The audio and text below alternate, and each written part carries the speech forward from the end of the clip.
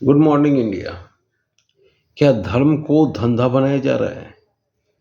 अनुभव अरोरा, जया किशोरी और हमारे एक आचार्य हैं जो कि बिग बॉस के शो में जाते हैं, उनके द्वारा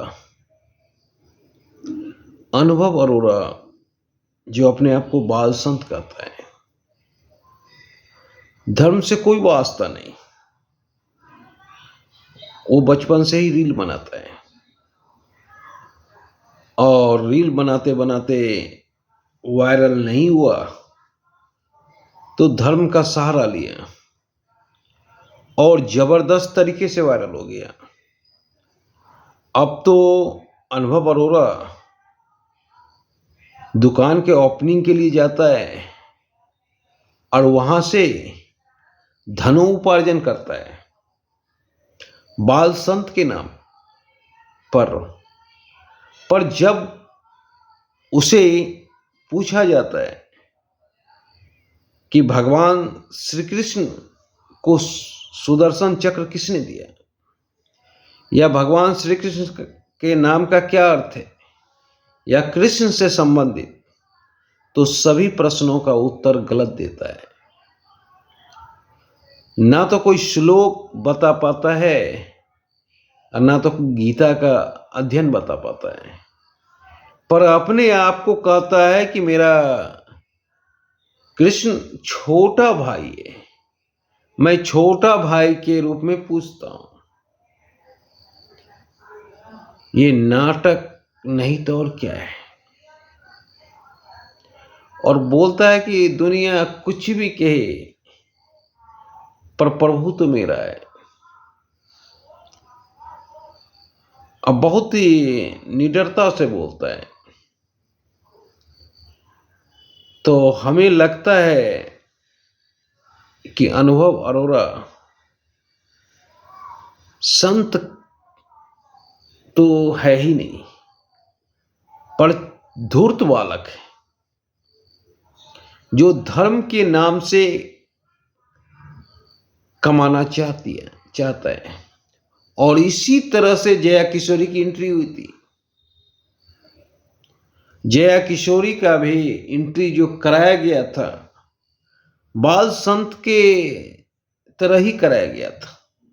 और आज जया किशोरी एक अच्छा कथावाचक है।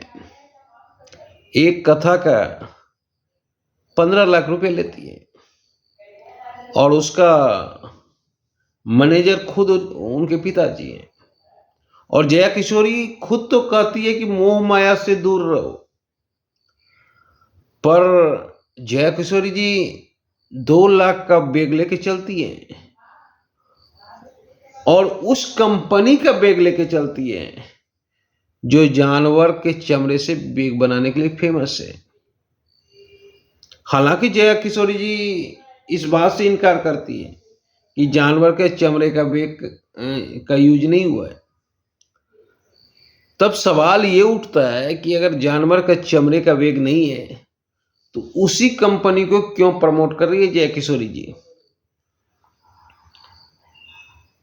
जब पकड़ी गई, लोगों ने ट्रोल करना शुरू किया, तब जया किशोरी जी का एक बयान आया कि मैं कोई साधु महात्मा नहीं हूं, मैं सामान्य सी लड़की हूं, मुझे भी वो सब चीज की जरूरत है जो सामान्य इंसान का जरूरत होता है। मेरे अंदर भी लालसा है, क्योंकि जया किशोरी जी सन्यासी तो बन ही नहीं सकती है। सन्यासी तो बहुत दूर की बात है। तो ये होती है धर्म का व्यापार। जया किशोरी जी ना तो भक्ति में दिलचस्पी है सिर्फ धनोपार्जन में। और एक मेरे आचार्य हैं, वो पहले फिल्म स्टार को बोलते हैं कि ये दुशासन है, इन्होंने महिला का कपड़ा कम करवाया और बड़ी चाव से जाते हैं बिग बॉस के शो में। और सल्लू मियां को गीता का भेंट दे के आते हैं। जब ये पकड़ाए तब बोले कि सनातन का प्रचार करने गए थे। जब इन्हें भी ट्रोल किया गया तो हुजूर, सनातन का प्रचार करने की कोई जरूरत नहीं है, क्योंकि सनातन के सामने आप कुछ भी नहीं है। सनातन आज से नहीं, 1000 वर्षों से है, और सनातन के बदौलत आप हैं, ना कि सनातन आपके बदौलत है। और यही बात अर्नब अरोरा भी बोला कि मैं सनातन का प्रचार कर रहा हूं।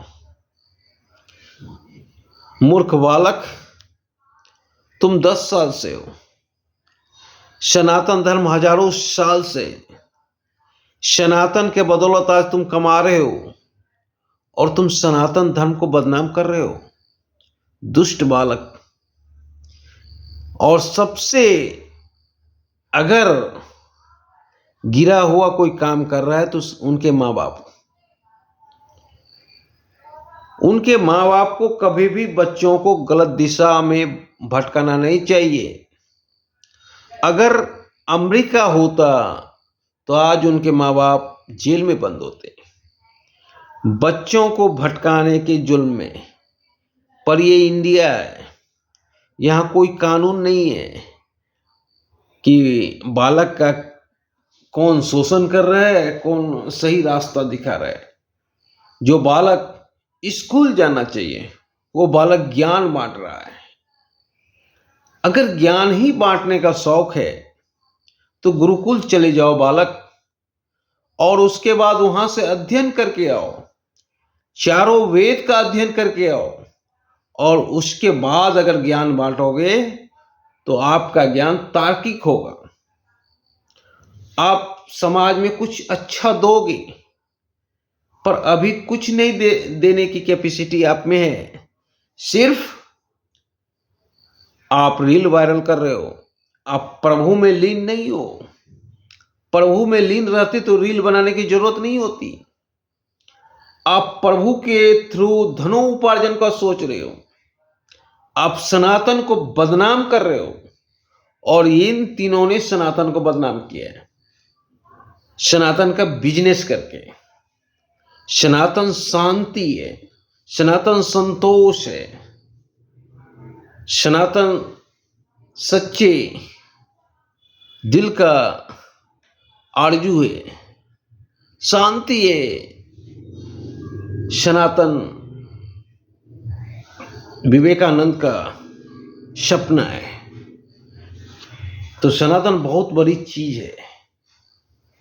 सनातन को बदनाम करने से पहले 100 बार सोचो कि आप क्या कर रहे हो।